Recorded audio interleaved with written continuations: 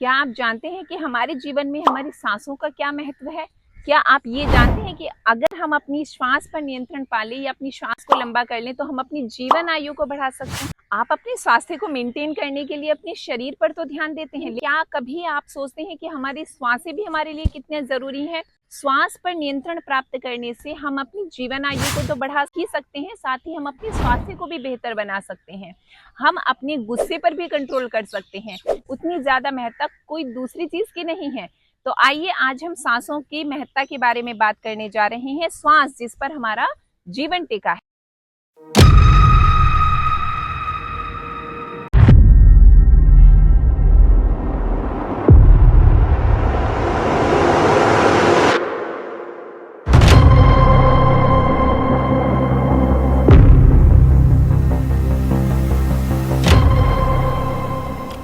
नमस्ते, मैं योगा टीचर उपमा शर्मा और आज हम बात करने जा रहे हैं श्वास के बारे में। श्वास की हमारे जीवन में क्या महत्ता है, ये आज मैं आपको बताने जा रही हूँ। यदि आप चैनल पर नए हैं तो चैनल को सब्सक्राइब करें, वीडियो को लाइक करें और शेयर करें। बचपन से लेकर आज तक कभी हम अपनी श्वासों पर ध्यान नहीं देते हैं और जिस प्रकार जिस चीज पर ध्यान नहीं दिया जाता है तो वह चीज बिगड़ने लगती है। तो ठीक उसी प्रकार हम जब अपनी श्वासों पर ध्यान नहीं देते तो धीरे धीरे हमारी जो श्वास है वो बहुत छोटी हो गई है। श्वास छोटी है या श्वास लंबी है, क्या इसका हमारे जीवन में कोई फर्क पड़ता है?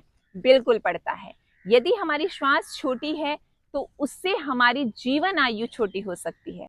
हाँ, आप सही सुन रहे हैं कि अगर हमारी श्वासें छोटी हैं तो हमारी जीवन आयु भी छोटी हो जाएगी, और अगर हमारी श्वास प्रश्वास सांसें लंबी हैं तो हमारी जीवन आयु भी लंबी। जैसे कि आपने देखा होगा बहुत सारे ऐसे जीव जंतु हैं जो तेजी से श्वास प्रश्वास करते हैं।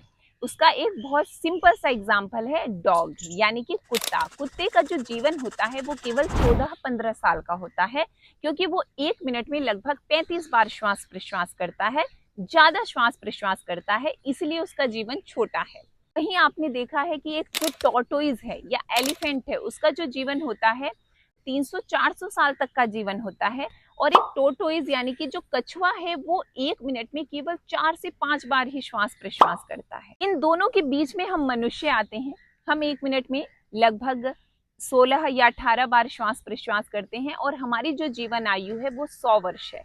अब सोचेंगे कि नहीं, अभी तो आयु घटकर 70 वर्ष हो गई है। तो उसका एक कारण यही है कि हमारी श्वास छोटी हो रही है। श्वास छोटी होने की वजह से ही हमारी जो उम्र है वो छोटी होती जा रही है।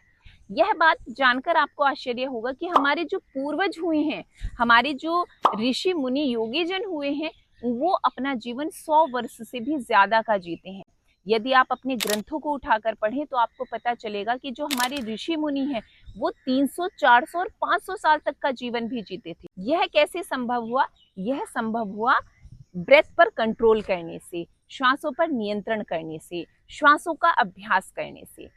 तो श्वास छोटी होने से जहां हमारा जीवन छोटा होता है, वहीं इसका दूसरा नेगेटिव इम्पैक्ट हमारी हेल्थ पर आता है। हमारी श्वासें छोटी होगी तो हम कम मात्रा में ही ऑक्सीजन को अंदर ले पा रहे हैं। जैसा कि आप सभी जानते होंगे कि हमारा जो शरीर है, शरीर को सबसे ज्यादा ऑक्सीजन की आवश्यकता होती है, और ऑक्सीजन हमारे शरीर की एक एक सेल को जरूरत है, और ऑक्सीजन की जरूरत हमारे शरीर की हर एक सेल को होती है। यह भी जानते होंगे कि ये जो पूरा शरीर है ये करोड़ों सेल से मिलकर बनता है, और हर एक सेल को ऑक्सीजन की जरूरत होती है। शरीर की एक एक सेल तक ऑक्सीजन तभी तो पहुंचेगा जब हम लंबा श्वास लेंगे। जब हमारी श्वास ही छोटी होगी तो हमारे अंदर ऑक्सीजन का लेवल भी कम होगा। तो यदि हम अपना स्वास्थ्य बनाना चाहते हैं, यदि हम स्वस्थ जीवन जीना चाहते हैं, तो भी उसके लिए हमारी जो श्वास है वो लंबी होनी चाहिए। तो छोटी श्वास हमारे स्वास्थ्य के लिए सही नहीं है। तीसरा इसका प्रभाव पड़ता है हमारे मानसिक स्वास्थ्य पर। आज के समय में शारीरिक व्याधियां तो बहुत सारी हो ही रही हैं, साथ ही जो मेंटल डिस्टरबेंस है या मानसिक जो रोग हैं वो बहुत ज्यादा हो गए हैं, जैसे कि गुस्सा, एंजाइटी, है ना, और स्ट्रेस। इसी से जुड़े हुए फिर आगे अनेक रोग जैसे हृदय से संबंधित रोग। तो उन सभी समस्याओं में हमारी जो श्वास है वो बहुत ही अच्छा रोल निभाएगी। यदि हमारी श्वास छोटी है तो वो हमारे मानसिक स्तर पर गलत प्रभाव डालती है। जैसा कि उसका एक बहुत सिंपल सा एग्जाम्पल है, जब आप गुस्से में होते हैं, जब आप निराश होते हैं, हताश होते हैं, परेशान होते हैं, तो उस समय चेक कीजिएगा आपकी जो सांसें हैं वो तेज चल रही होती है, वो लंबी चल रही होगी, यानी कि हमारी जो श्वास है उस पर हमारी मन की स्थिति टिकी हुई है। अब आप कहेंगे कि हमारी जो श्वास है जो अभी छोटी हो रही है, क्योंकि अभी हम बहुत उथला सांस लेते हैं। यदि आप देखेंगे तो हमारे लंग्स यहाँ तक हैं, लेकिन अभी जो हमारी श्वास चलती है वो केवल यहीं, मतलब बहुत शॉर्ट ब्रेथ करते हैं, यहीं तक का हमारा मूवमेंट होता है। जैसे कि आप एक बच्चे का एग्जाम्पल ले लीजिए, एक जो छोटा बच्चा होता है, एक जो न्यू बॉर्न बेबी है, अगर आप उसको देखेंगे तो वो जब सांस लेता है तो पूरा पेट फुलाता है, और जब सांस छोड़ता है तो पेट को अंदर ले जाता है। इसका मतलब क्या है, क्योंकि जब हम सांस को भरते हैं और पेट फुलाते हैं, तो पेट फुलाने से हमारे जो लंग्स हैं, हमारे जो फेफड़े हैं, उनको फैलने का स्पेस मिलता है। यदि आप पेट को अंदर ले जाएंगे तो फेफड़े अच्छे से फैल नहीं पाएंगे, हम अधिक मात्रा में सांस नहीं ले पाएंगे। तो जो एक छोटा बेबी है वो सही तरीके से श्वास प्रश्वास कर रहा है। हम भी कभी बच्चे थे, और जब हम बच्चे थे तो तब हमारी सांस भी सही तरीके से चलती थी, लेकिन तब से अब तक हमने कभी सांसों पर ध्यान नहीं दिया, इसलिए हमारी जो सांस है वो अभी गलत तरीके से चल रही है। तो चलिए मैं आज आपको योग की कुछ ऐसी श्वसन क्रियाएं बताने जा रही हूँ जिनको करने से आप अपनी ब्रेथ को लंबा कर सकते हैं। सबसे पहली चीज, आपको जब भी बैठना है तो हमेशा अपनी कमर को स्ट्रेट रखते हुए बैठना है, कमर सीधी रखकर बैठना है। जब आप इस तरह से झुककर बैठते हैं तो आप चाहते हुए भी लंबा सांस नहीं ले पाएंगे, क्योंकि यहाँ पर आप लंग्स को स्पेस ही नहीं दे रहे हैं फैलने का। इसलिए हमेशा कमर को सीधा करके बैठें, ताकि आपकी जो ब्रीदिंग है वो सही तरीके से चले। तो चलिए शुरू करते हैं अब श्वास की कुछ क्रियाएं। पहली क्रिया में आपको क्या करना है, किसी भी ध्यानात्मक आसन में बैठ जाना है। अगर आप ऐसे नहीं बैठ सकते तो चेयर पर बैठ जाएं, या किसी सोफे पर बैठकर भी आप इस अभ्यास को कर सकते हैं। करना क्या है, आपको अपनी एक राइट पाम को, अपनी हथेली को अपने पेट पर रखना है, और धीरे धीरे सांस को अंदर भरना है और पेट को फुलाते जाना है। सांस छोड़ते हुए धीरे धीरे पेट को अंदर ले जाना है। ठीक वैसे ही जैसे आप देखते हैं एक बलून, एक गुब्बारा, जब उसमें हवा भरी जाती है वो धीरे धीरे फूलने लगता है, और जब उससे हवा निकाली जाती है तो वो पिचक जाता है।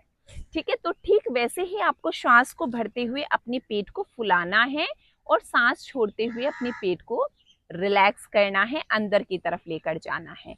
इस अभ्यास को शुरुआत में आपको 10 से 15 बार करना है, और फिर इसकी संख्या को धीरे धीरे धीरे धीरे बढ़ाते जाना। यदि आप बैठे बैठे थक गए हैं तो पीठ के बल, जैसे शवासन की स्थिति में लेटकर भी आप इस अभ्यास को कर सकते हैं।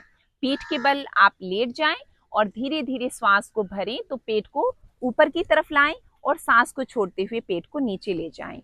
योग की भाषा में इसे उदरीय श्वसन कहा जाता है, यानी कि एब्डोमेन ब्रीदिंग कहा जाता है। इस अभ्यास को करने के बाद अगली जो ब्रीदिंग है वो हम करेंगे थोरेसिक ब्रीदिंग। इस ब्रीदिंग में आपको क्या करना है, श्वास को भरना है और अपनी चेस्ट को, यानी कि छाती को पूरा फुलाना है, जैसे, और सांस छोड़ते हुए अपनी चेस्ट को रिलैक्स करना है।